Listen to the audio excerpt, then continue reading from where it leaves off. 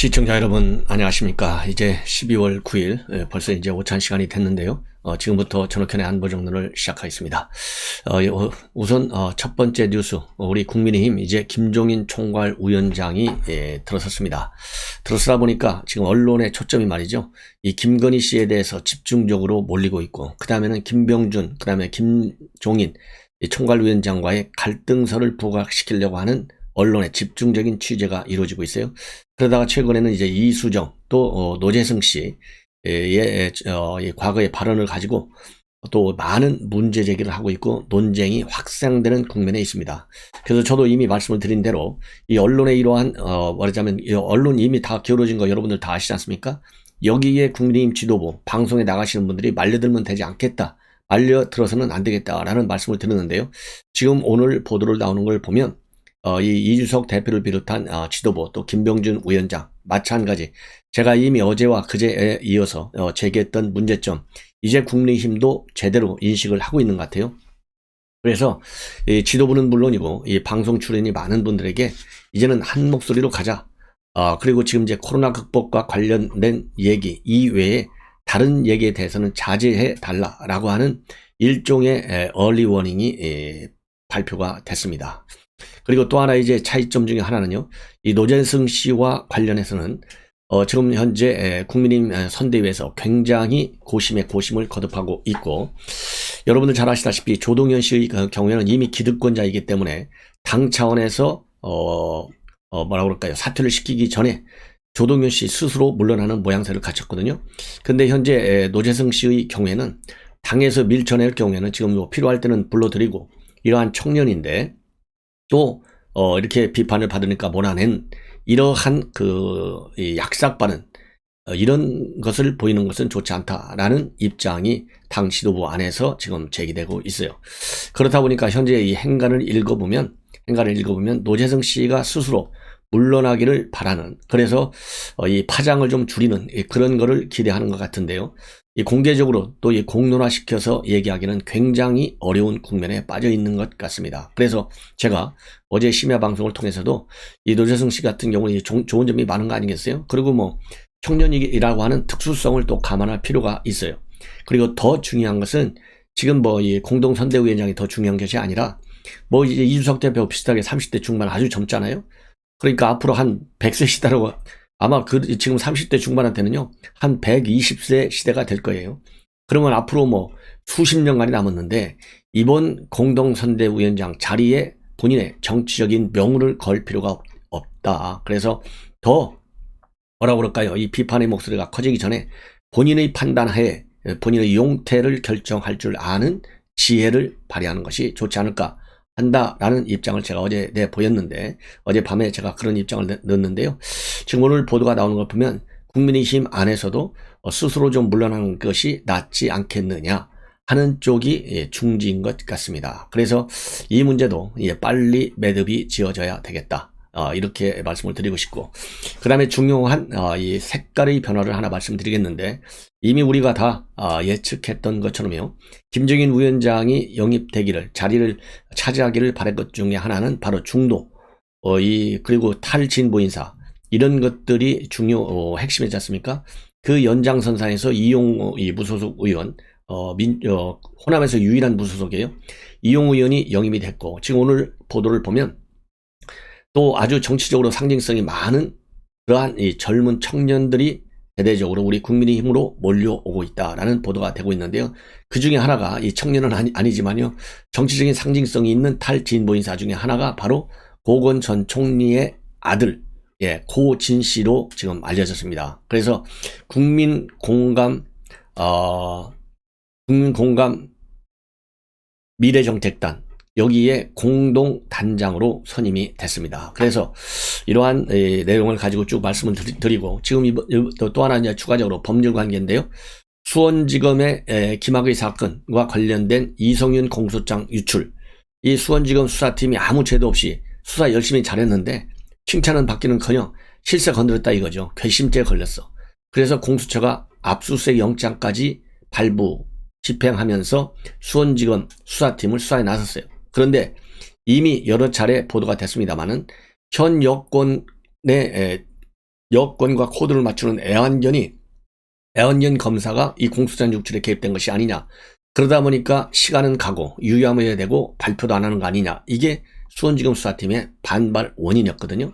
자, 이거를 조선일보가 단독으로 보도하고 있어요.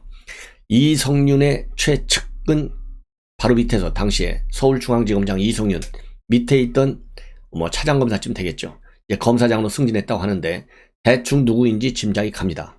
이 사람의 PC에서 이 공소장이 편집된 거를 찾았는데 이거를 한동수가 덮었다. 이런 아주 충격적 뉴스가 지금 나오고 있어요. 자, 참 이러니까 정권 교체 돼야 돼요, 안 돼야 돼요? 이런 비리들이 얼마나 많이 쌓였겠어요. 그런 측면에서 시청자 여러분들께서 비리 의혹을 파헤칠 수 있도록 그야말로 국정농단 이상의 비리가 지금 우리가 몰라서 그렇죠. 엄청 쌓였어요. 이거를 캐내기 위해서는 반드시 윤석열 후보가 당선되는 길 이외에 다른 대안이 없습니다. 그래서 우리 시청자 여러분들께요, 제가 구독자 좀 늘려주십사. 그리고 주변 분들과 SNS를 통해서 많이 공유해 주십사. 거듭 당부를 드리는 이유입니다. 자, 이러한 큰 흐름을 가지고 제가 여러분께 말씀을 드리겠습니다. 먼저 여기 김종인 비대위원장 우선 강한 보수가 아니고요, 따뜻한 보수를 지향하는 활동을 하고 있어요. 이 따뜻한 보수의 내용을 보면 강론으로 들어가면 약자와의 동행, 그래서 약자와의 동행위원회 윤석열 후보가 직접 위원장을 맡고 있고 나눔과 배려의 정신으로 지금 달려가야 된다. 이렇게 해서 이 선대의 정책 리노베이션에 팔을 걷어붙였다. 이런 보도가 나오고 있어요. 그리고 또 하나는 국가 지상주의를 배제해야 된다. 이런 말이 있는데 그래서 시장 근본주의로 돌아가야 된다. 이게 틀렸다 이거예요. 이 틀리게 된 가장 결정적 원인은 바로 코로나 사태다 이거죠. 자, 그래서 이 따뜻한 보수로 넘어가야 되고 이 시장 근본주의를 지우기 위한 일환으로 제가 보기에는요, 김종인 비대위원장이 걸고 나온 것이 소상공인들을 위한 50조, 그러니까 자영업자 이런 분들을 위한 50조 투입, 그리고 이제 필요할 경우에는 손실보상 100조 원 투입안을 제시했어요.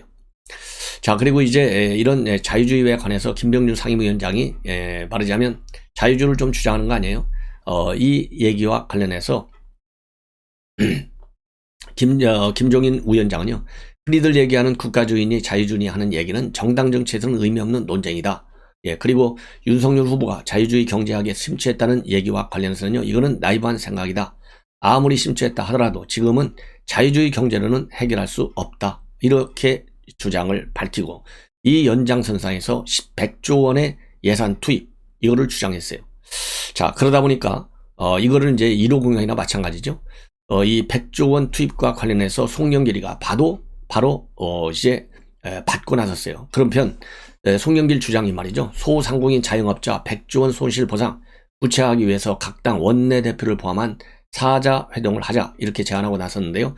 이 제안에 대해서 김종인 위원장 역시 고수답게 저라도 이거 받지 않죠. 지금 상황에서는 협할 성격이 아니다. 이렇게 딱 잘라서 반대를 의향을 표시했습니다. 예. 지금 여당과하고 협의할 대상이 아니다. 우리가 지금 50조 원을 먼저 이야기했는데 코로나가 심각한 상황이기 때문에 추가적으로 자금이 필요하다고 하면 100조 원 가지고 할 수 있다는 취지이다. 이렇게 입장을 다시 오늘 선대회가 끝난 다음에 기자들한테 밝혔어요. 그리고 이와 관련해서 선대위 측에서는요, 자영업자 피해 보상과 관련된 윤 후보의 공약은 50조 원 투입이다. 김종인 위원장의 이 100조 원 얘기는요, 오미크론 변이 때문에 확산되고 있고, 그리고 당초 예상보다 매우 심각하고 또 이런 피해가 지속될 가능성이 장기적으로 크기 때문에 추가 지원 방안을 미리 준비해 두자는 취지라 이렇게 부수적으로 또 밝히고 있습니다. 그러면서요, 이는 윤석열 후보가 대통령이 되면 바로 집권했을 적에 코로나로 인한 문제를 처리하겠다는 내용이다. 그래서 새로운 정부가 들어서서 수행해야 할 예산이 필요하다면 국민의힘은 그때 가서 이야기할 것이다. 그러니까요, 지금 이재명이가 뭐라고 그랬어요? 이재명이도 어제 그랬잖아요. 100조 원 우리 받겠다. 이렇게 얘기했거든요. 또 이재명이가 뭐라고 그랬습니까? 50조 원 투입하는 거. 윤석열 후보가 맨 먼저 얘기했을 때 또 그걸 받겠다 얘기했거든요. 근데 처음에는 포퓰리즘이라고 비판했어요. 근데 여론이 본인한테 불리하게 돌아가니까 받자. 이게 여당의 행보예요. 여당이 정책적인 선견 제명이 전혀 없어. 예, 기본적으로. 이 얘기는 정책 구사 능력이 없는 거예요. 굉장히 지금 수세에 몰리니까, 여론에서 밀리니까 굉장히 다급하니까 우리 야당이 말이죠. 국가를 살리고 소상공인을 살리고 국가 경제, 파탄된 민생 경제를 살리겠다고 내놓는 대안을 받아먹으려고 달려들어요. 그리고서 이거는 마치 자기네가 말하자면 시행하는 과정에서는 이거 봐라, 우리가 이건 직접적으로 우리 여러분들에게 말하자면 인센티브를 주는 거 아니냐. 그래서 그 공을 가로채려고 하는 아주 얄팍한 계산수가 앞서 있다. 그러니까 김종인 위원장이 안 받죠. 예. 자, 그래서 이렇게 따뜻한 보수, 약자와의 동행, 이런 이 중도 외연의 확장, 여기에 김종인 총괄위원장이 들어서면서 굉장히 드라이브를 걸고 있는 상황입니다. 그렇기 때문에 약자와의 동행 차원에서 윤석열 후보가 엊그제 이제 어디죠? 홍대 그쪽에서도 가서 방범 활동도 하고 말이죠.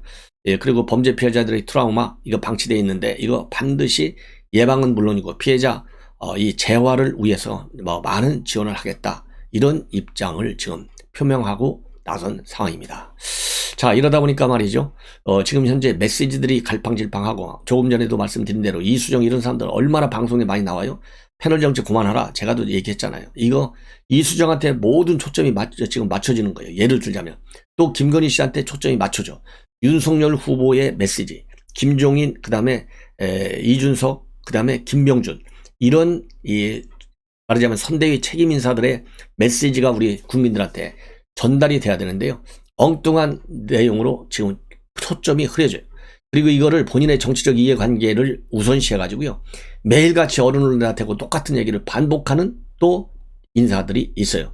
이런 분들도 따끔하게 누군가가 경계 사인을 줘야 되겠다. 제가 누구랑은 발표하지 않지만 이거 문제가 많아요. 지금 은근슬쩍 이런 데 편승해 갖고요, 자기 정치하는 사람이 있어요. 뭐 여러분들 다 짐작하실 거예요. 이런 사람들 자제해야 됩니다. 지금은 자기 정치할 때가 아니에요. 윤석열 정치를 하라. 딱 이길 이외에는 다른 대안이 없어. 목소리를 말이죠. 목소리를, 본인의 공로를 이렇게 돌출적으로 제기하고 부각시키지 말고 모든 좋은 점, 이거는 윤석열에게로, 그리고 조금 우리가 비판성이 있는 것은 모두가 책임져서 분산, 그야말로 책임을 나누는 걸로, 이렇게 해야만이 정권 교체를 바라는 우리 국민들에게 상심을 주지 않는다. 이 점을 저는 지적하고 싶어요. 이러다 보니까 제가 지적한 대로 이준석 대표가 오늘 제대로 말 한번 했어요. 오래간만에. 뭐라고 얘기했느냐? 코로나 대처를 철저하게 주요 메시지로 삼아달라. 다른 메시지는 자제해달라. 이렇게 얘기했어요. 여기서 다른 메시지가 뭐예요? 이게 김건희 씨 같은 메시지예요. 그리고 김병준과의 갈등 같은 메시지예요. 그리고 김종인 위원장 영입하는데 내가 공을 많이 세웠다, 이런 거 부각시키지 말라는 메시지예요. 정신 바짝 차리기 바랍니다. 자, 그래서요, 오늘 이렇게 지시를 하면서 윤석열 후보께서 지역 일정을 하면 저희는 정책적 행보를 뒷받침하는 게 중요하다. 지역 조직에서 후보가 하는 지역 행보가 조직 각각에 전파되도록 유의해달라. 우리가 컨셉으로 잡은 거는 후보가 낮은 곳으로 임하겠다는 자세이니 지방을 가더라도 후보가 지금까지 잘 안 간 중소도시 위주로 일정을 짤 예정이다. 그리고 내일부터 공직후보 자격시험과 관련해 역량 프로 강화에 대한 동영상 강의 촬영을 시작한다. 제가 1강으로 당헌 당규를 설명하는 걸 촬영한다. 이렇게 되어 있는데요. 이것도 지금 전쟁 중인데, 아직 전쟁 중일 때도 뭐 공부해가면서 전쟁을 잘 해야 되겠지요. 그러나 전쟁할 때는 전쟁 공부만 해야지, 내 혼자 살겠다는 문 닫아놓고 방에서 머리채 박고 공부하는 거, 이거 여러분들 이해가 갑니까? 글쎄요, 제 수준에서는요, 저도 뭐 공부 아주 못하지는 않고 저도 공부를 좀 해봤는데 이거 맞지 않다. 지금 윤석열 후보의 정책 공부를 해야지 당헌 당규를 제1강으로 한다 이거예요. 물론 당헌 당규 기본 사항 중에 하나죠. 그렇지만은 지금 이렇게 공직 후보 자격 시험을 따는데 시험을 봐야 되냐? 윤석열 후보 공약 시험을 봐도 지금 시원찮아요. 제가 보기에는 이거 조금 문제가 있다, 저는 그렇게 봅니다. 그리고 김병준 위원장도 한마디 했어요. 요즘 취재 열기가 상당히 뜨거운데 각자 선대위에 소속된 사람, 안팎에 계신 분들이 이런저런 이야기를 하는 과정에서 오보가 많거나 앞서가는 이야기들이 보도되고 있어 조심해야 되겠다, 이런 우려를 표명하고 있습니다. 표명했어요. 그리고 잘못 보도가 나가면 국민에게 신뢰가 떨어지니 정정하고 즉각 해명하라. 확인되지 않은 이야기는 확인하면서 이야기하는 게 필요하다, 이렇게 입장을 발표했습니다. 자, 뭐 여러분들 제가 추가적인 설명 안 해도 다 아시겠죠? 예. 그리고 이제 노재승 공동위원장 아주 지금 난감한 분위기다. 그래서요, 이 여러 가지 논란 때문에 책임지고 사퇴하는 모습을 보여야 한다는 의견이 지배적인데 청년 몫으로 발탁됐기 때문에 굉장히 다들 조심하고 있다. 그래서 이 조절, 그야말로 이 힘을 조절하는데 많은 애를 먹고 있다. 예. 왜냐하면 그야말로 이 젊은 청년이 한 발언을 정치적으로 어디까지 문제 삼아야 하는지가 굉장히 어렵다는 겁니다. 예. 자, 그래서 김종인 총괄위원장도 오늘 선대위가 끝난 후에 기자들하고 만나서 현재 그 문제를 어떻게 처리하려고 준비하고 있는지는 잘 모르겠다. 정확히 말씀드릴 수 없다라고 하면서 일체 답변을 안 했어요. 비공개 회의에서도 아예 언급이 없었다고 합니다. 오늘. 예.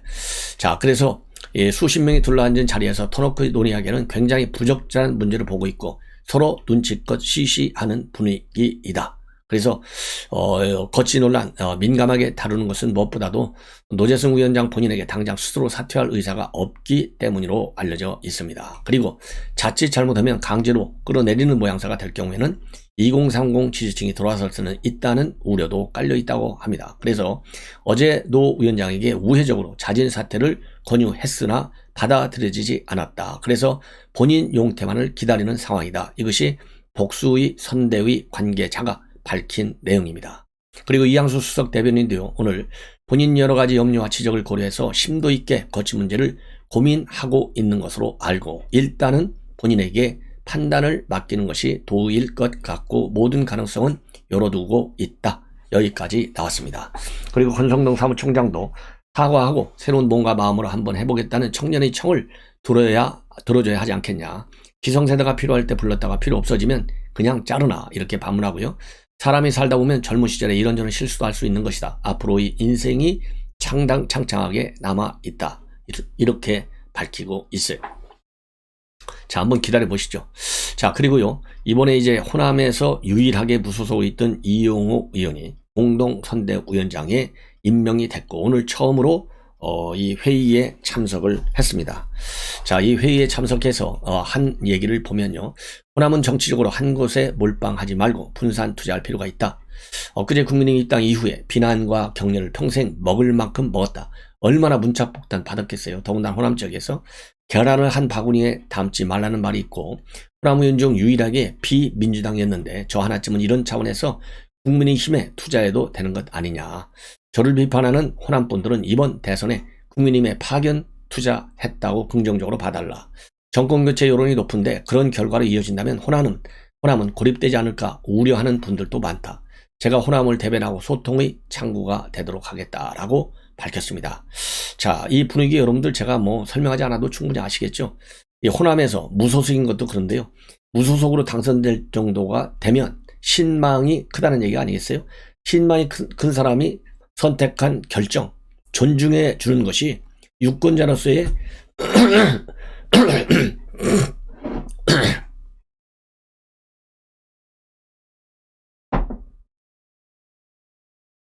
죄송합니다. 신망이 큰 사람을 일단 뽑아줬으면 뽑아준 사람의 정치적인 의사 결정을 존중해 주는 것도 유권자로서 갖춰야 할 기본적인 예의에 속한다고 저는 봅니다. 그런 의미에서요, 이 폭탄 문자, 폭탄 전화 얼마나 많았겠어요. 예. 그래서 이용호 의원이 처음부터 나는 어려운 길을 택하기로 결정했다고 되어 있잖아요. 예, 어려운 길. 그래서 그 용단을 높이 평가하고, 이 호남 지역에 계신 분들도요, 저도 뭐 호남 지역에 뭐 아는 분들 굉장히 많습니다. 그런데 호남에 계신 분들도 이렇게 몰빵 투표하는 것을 자제해. 아니, 문재인 정권이 이렇게 국민의 한 60% 정도가 부정적으로 보고 있잖아요. 그리고 정권 교체를 지지하는 여론이 정권을 유지하는 여론보다 한 20% 정도 높지 않습니까? 이 도도한 민심의 흐름을 이제는 호남에 계신 유권자 분들도 냉정하게 생각할 때가 됐다. 그리고 우리 대다수 국민들이 호남 지역이 아닌 분들도 5.18 민주화의 상징성을 굉장히 중시하고 있지 않습니까? 그래서 호남 지역이라고 하는 유권자 하나의 집단으로서도 이제 집단 지성을 발휘해달라라고 저는 당부의 말씀을 드리고 싶습니다. 이제 몇 가지만 더 말씀을 드리겠습니다. 윤건영 복심이죠. 제가 어제 심야 방송에도 했는데 오늘 또 방송에 나와서 어제 밤에 제가 보도했던 내용과 똑같이 이제는 문재인 곁에서 떠나려고 하는 것 같아요. 그런데 이게 윤건영의 머리에서부터 바뀌어서 나오는 말의 생각의 전환인지, 말하자면 이게 문재인 대통령 배신 때리는 거죠. 먹을 만큼 이제 4년 먹을 건데 이재명이가 만약에 되는데 이재명 편 들어야죠. 그래서 보험 드는 발언이 아닌가 하는 생각이 들어요.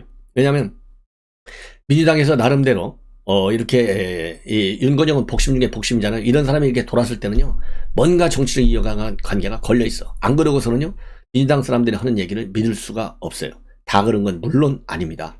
민주당 인사들 중에서 양심을 가지고 있는 사람들이 있지 않습니까? 근데 윤건영이는요, 저는 진실성이 없다고 봐요. 왜? 바로 엊그제까지만 해도 얼마나 문재인 대통령을 끼고 돌았어요. 탁현민, 그 다음에 문건영, 김남국, 최광욱 다 똑같은 사람들이잖아요. 맨 먼저 청와대를 차고 나온 사람이 바로 윤건영입니다. 자, 오늘은 뭐라고 했냐면요, 지금 정부, 왜냐면 어제까지는 뭐라고 했냐, 이재명이가 좀 차별화하는 거 그거 욕하지 말라 이런 취지였거든요. 근데 오늘은 아예 더 한 발짝 더 나갔어요. 여당은 여당의 길이 있고 청와대는 청와대의 길이 있다. 각자 길을 가면 된다. 직격탄을 문재인 대통령한테 날리고 있습니다.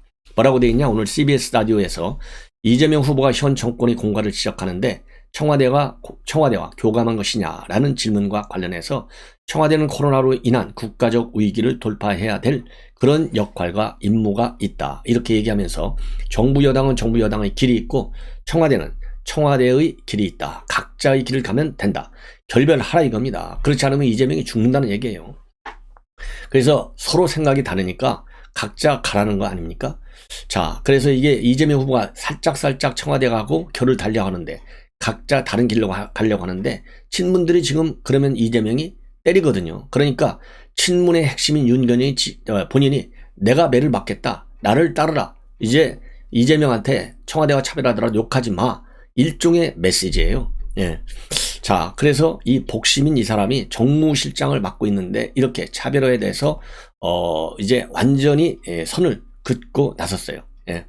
그러면서요, 이렇게 차별화 나섰다는 시각과 관련해서 여의도라는 정치적인 선과 언론에서 관심 갖는 특유의 프레임이다.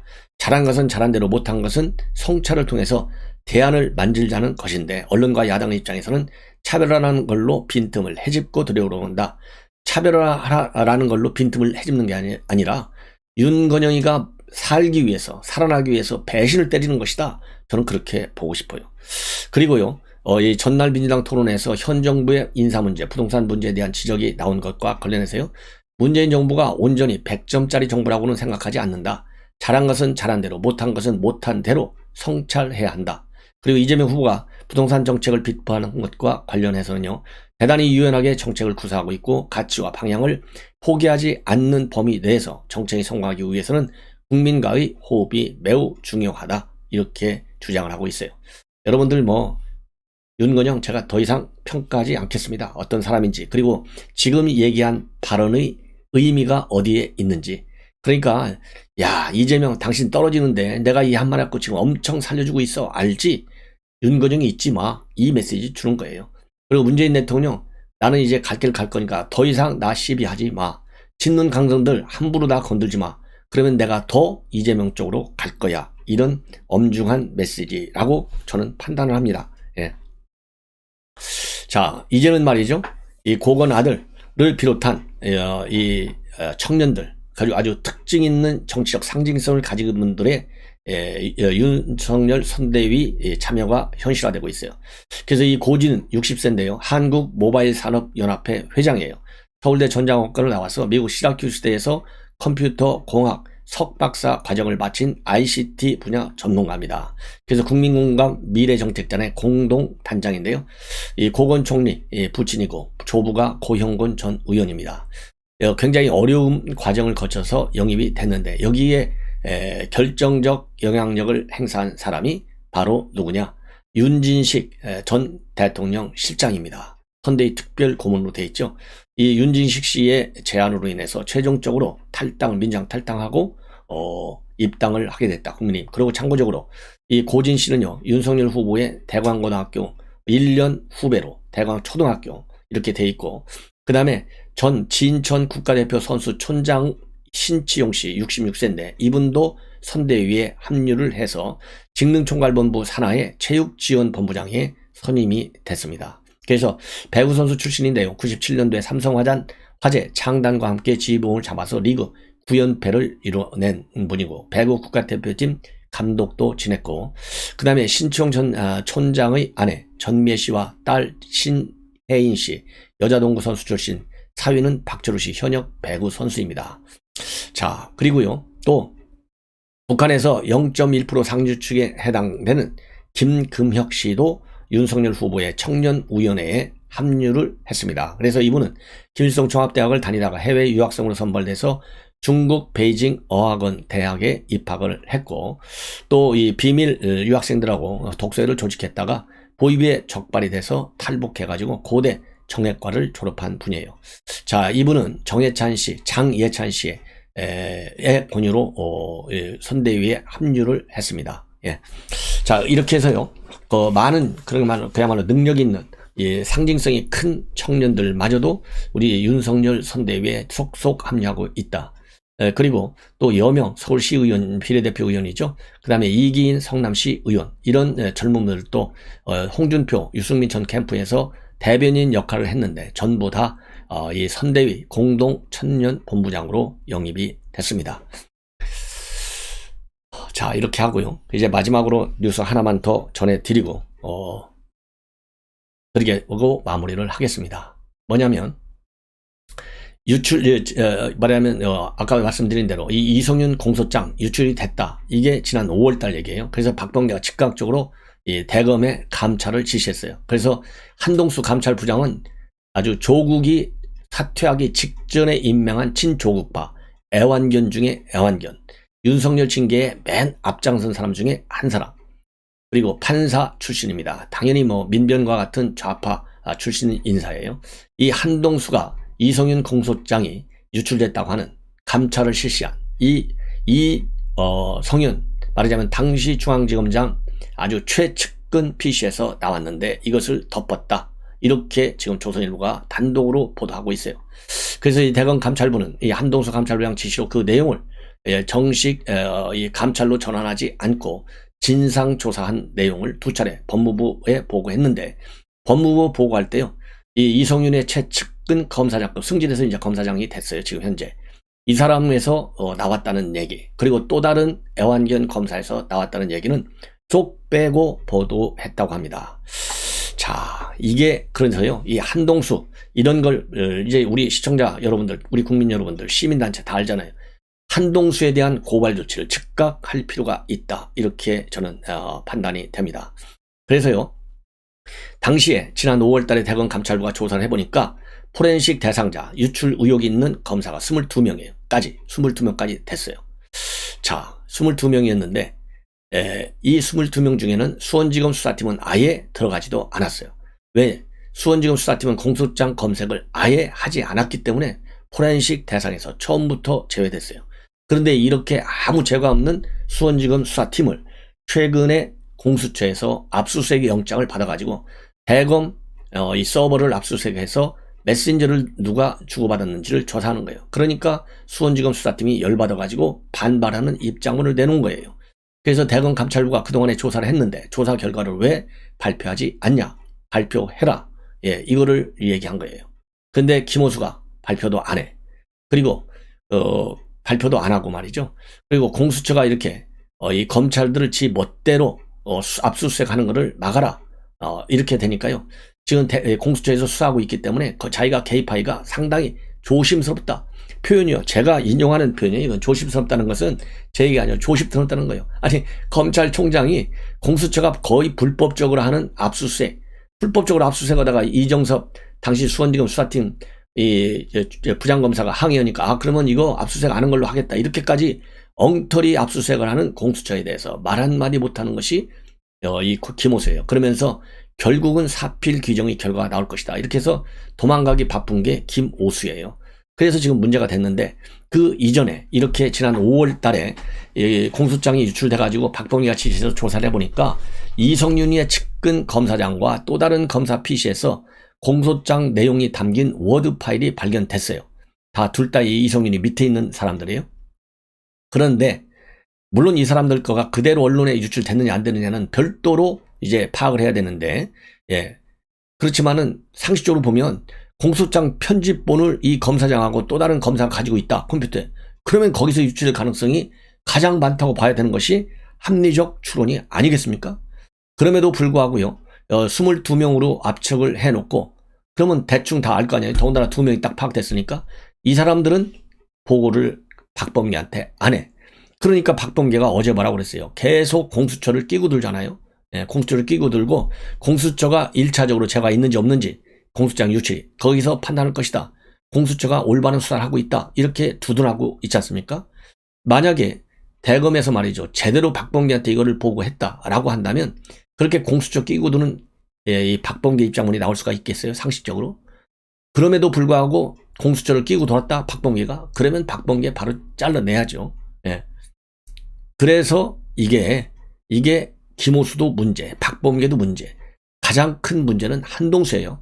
이 은폐잖아요. 은폐. 진상조사의 은폐. 그래서 김호수가 내놓을 때 진상조사했는데 감찰로 전환한 것처럼 감찰 중에 있다라고 했다가, 예, 그 말을 싹 빼고 진상조사 중이다 말까지 바꿨잖아요. 그러니까 김호수도 무능해요. 그러니까 무능한 김호수에 약삭 빠른 한동수, 그리고 코드만 앞장세워서 지시하는 박범계, 그리고 김진욱의 코드 수사, 이것이 다 사자일체가 돼가지고 이 공수장 유출 문제에 대해서 유야무야 수사를 마무리하려는 작전에 들어간 거예요. 이것을 우리가 반드시 막아내야 되겠다, 이렇게 판단이 됩니다. 자, 시청자 여러분, 이것으로 제 방송을 마치고요. 오찬 후에 다시 여러분들께 또 좋은 뉴스를 가지고 분석해 드리겠습니다. 시청자 여러분들의 많은 시청, 주변 분들과의 공유를 당부드립니다. 예, 이상으로 마치겠습니다. 감사합니다.